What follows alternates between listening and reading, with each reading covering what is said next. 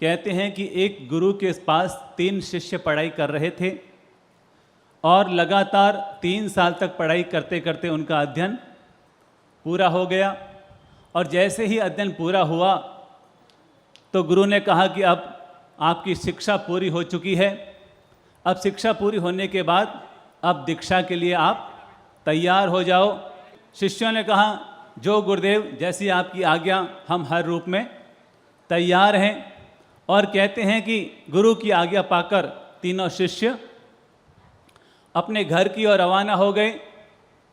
गुरु उनकी परीक्षा लेना चाहता था और कहते हैं कि जब वो तीनों अपने घर की ओर जा रहे थे तो गुरु ने कहा कि आप तीनों को अलग अलग रास्ते से अपने घर पहुंचना है। तीनों को रास्ते भी बता दिए गए।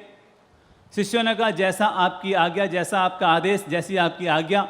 और कहते हैं तीनों शिष्य अलग अलग रास्ते से अपने घर की ओर रवाना हो गए। जैसे ही उन्होंने थोड़ा रास्ता पार किया तो देखा सड़क पर कांटे ही कांटे बिछे हुए थे। सड़क पर कांटे ही कांटे बिछे हुए थे। पहला शिष्य जो घर की ओर रवाना हो रहा था, उसने देखा कि रास्ते में इतने सारे कांटे हैं और कांटों से बचने के लिए उसने छलांग लगाई। कांटों से बचने के लिए उसने छलांग लगाई और छलांग लगाते लगाते लगाते लगाते लगाते लगाते उसने अपना रास्ता पार कर दिया। बहुत कोशिश की कि कोई कांटा पाँव में न चुभे, लेकिन फिर भी 2-4 कांटे तो पाँव में चुभ ही गए। थोड़ा सा खून भी आया, थोड़ा दर्द भी हुआ, थोड़ी परेशानी भी हुई, लेकिन फिर भी उसने कहा चलो कम से कम ये कांटों से भरा हुआ रास्ता पार हो गया। और वो फिर अपने घर की ओर बढ़ गया।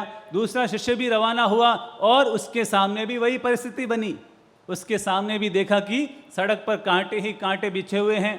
पता नहीं उसको क्या सूझा, उसने कहा, अरे यार इतने सारे कांटे, कैसे जाऊं कैसे जाऊं कैसे जाऊं। और उसने एकदम सड़क के किनारे बिल्कुल साइड होकर के और एकदम धीरे धीरे धीरे धीरे पतली गली से कैसे निकलते हम, वैसे ही वो पतली साइड से धीरे धीरे धीरे धीरे निकलने की कोशिश करने लगा।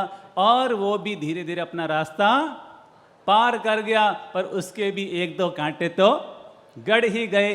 दर्द हुआ, परेशानी हुई, लेकिन फिर भी उसने कहा चलो रास्ता पार हो गया। तीसरा वो भी रवाना हुआ, रास्ते में कांटे थे और उसके मन में आया, अरे यार इतने सारे कांटे, क्या करूं क्या करूं क्या करूं। सांझ का समय हो गया था।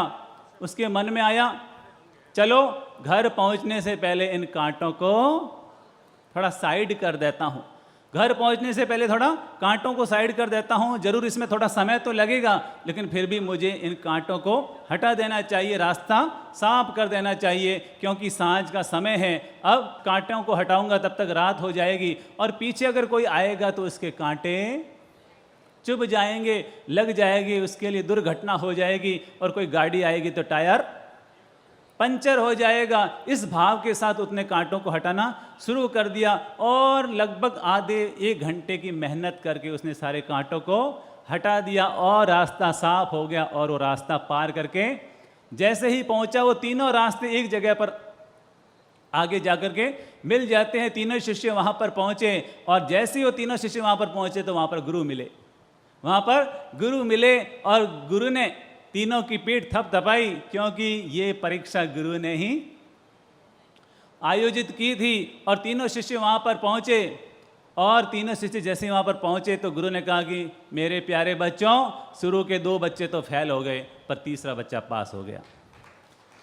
मैंने जो ज्ञान दिया था उसमें 2 बच्चे तो अभी भी फेल हुए हैं, उनको तो वापस क्लास में आना पड़ेगा, उनको 3 साल और वापस पढ़ाई करनी पड़ेगी। और जो तीसरा बच्चा वो पास हो गया। तो शिष्यों ने पूछा, ऐसा क्यों गुरुदेव?